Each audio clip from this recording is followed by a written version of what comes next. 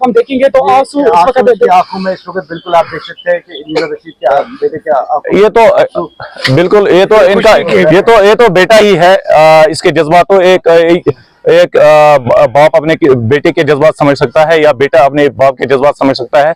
तो ये तो जज्बात का मसला है, इस पे ज्यादा कमेंटमेंट नहीं करेंगे। अमल क्या रहेगा आगे, क्योंकि अभी 15 दिन है अब कैंपेनिंग के लिए, क्या क्या रहेगा? अगर आपने सोशल मीडिया देखा होगा जिस पे आज सारी दुनिया चलती है, तो मुझे नहीं लगता कि हमें उस तरह की कैंपेनिंग की जरूरत है।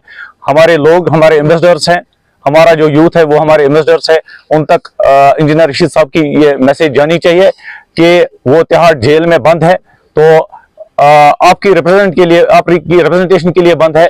और जो कमिटमेंट है इंजीनियर रशीद साहब की लोगों के पास आयान है, और मुझे उम्मीद है कि लोग उस जज्बे को देखकर, उस कमिटमेंट को देखकर इंजीनियर रशीद साहब के हक में वोट डालेंगे और उन्हें अपने वोटों से तिहाड़ हमारे साथ जुड़े हैं, जो इंजीनियर रशीद साहब के उस जज्बे को कदर करते हैं, जो इंजीनियर रशीद साहब को की उस कमिटमेंट को सेकंड करते हैं, ये उनकी जीत है।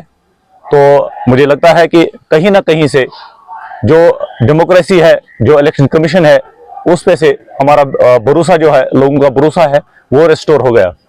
तो हम बहुत खुश हैं, हम लोगों के पास जाएंगे हमारा एजेंडा लेके, इंजीनियर रशीद साहब की कारकर्दगी लेके लोगों के पास जाएंगे। और मुझे लगता है कि इस बार लोगों की कमिटमेंट है, क्योंकि लोगों ने ही हमें मजबूर किया कि इंजीनियर रशीद साहब के नॉमिनेशन पेपर फाइल होने चाहिए। और मुझे लगता है कि लोगों की कमिटमेंट है कि इंजीनियर रशीद साहब इस बार पार्लियामेंट में होंगे। जी, कवरिंग कैंडिडेट आपने उठाया था? बिल्कुल ये एक प्रोसीजर होता है। हर एक जो भी बड़ी पार्टियां हैं यहाँ पे, उनका एक प्रोसीजर होता है।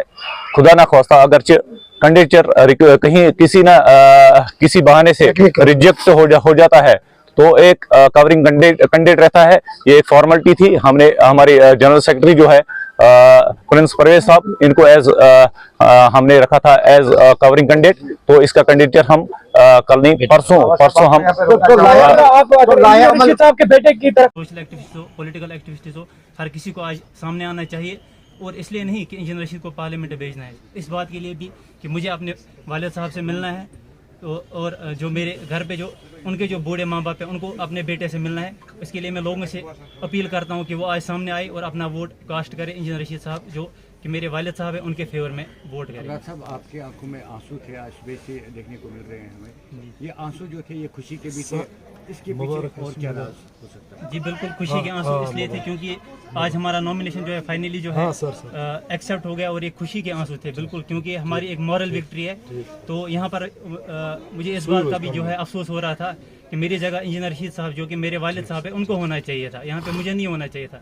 मैं बस उनकी कमी महसूस कर रहा हूँ कि असल में उनको यहाँ पे इस टाइम उनको होना चाहिए, ना कि मुझे होना चाहिए। मैं अभी घर में बैठता, वो यहाँ होते, वो कैंपेन करते, वो यहाँ होते, इसलिए जो है मैं यहाँ पे थोड़ा इमोशनल हो गया। तो बिल्कुल खुशी के भी आंसू थे और उनकी कमी भी महसूस हो रही थी, इसलिए ये सब है। आखिर पे आपकी क्या मैसेज रहेगी कि यहाँ की आवाम के लिए? जी, आवाम के लिए यही मैसेज है कि हमने अपना काम कर दिया है। हमारा काम था नॉमिनेशन भरना। हम कल को शायद आप हमसे ये पूछते हैं कि आप मैदान में नहीं आए, हमने अपना काम किया, हम मैदान में हैं।